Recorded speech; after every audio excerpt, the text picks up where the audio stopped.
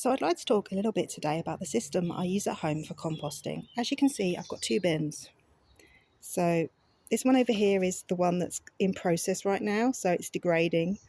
And this one over here is the one I'm still filling up. If I show you the one I'm filling up at the moment, see it's a mixture of green and brown materials. So you want 50-50. Green materials being plants, weeds,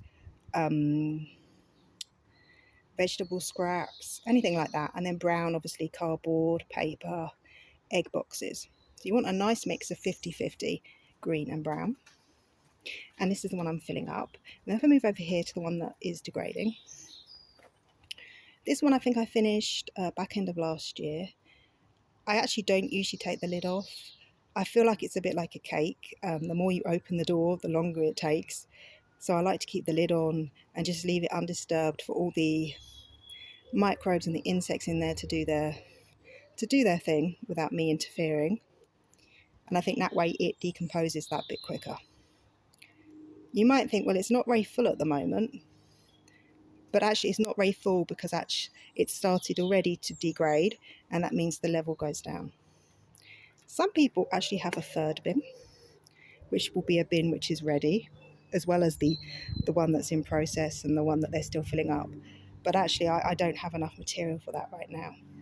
It's quite hard to source enough material from your own garden to fill up lots of bins.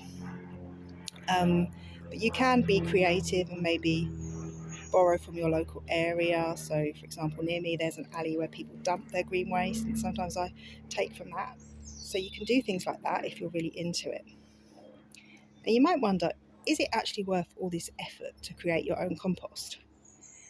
And the answer to that is absolutely yes. And the reason I say that is because the compost you create at home, unlike the bags you buy in the supermarket or the garden centre, it's full of goodness, additional goodness from the microbes and the insects that are in there. So you're not just adding the nutrients to the soil, you're adding the microbial life to the soil.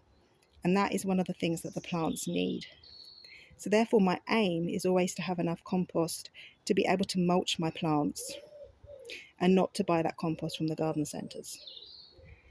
You will still need, in all likelihood, to buy compost for seedlings and things like that where you need the environment to be sterile.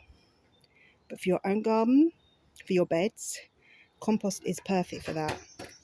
And actually I was really delighted this year that I had enough compost to be able to mulch my beds in my small garden just from this little system here. So that's all I wanted to say about composting for now. Oh, hang on, someone else wanted to get involved in the video. Oh my. So it's goodbye from me. Oh yeah, goodbye from Tilly. There we are. Bye bye.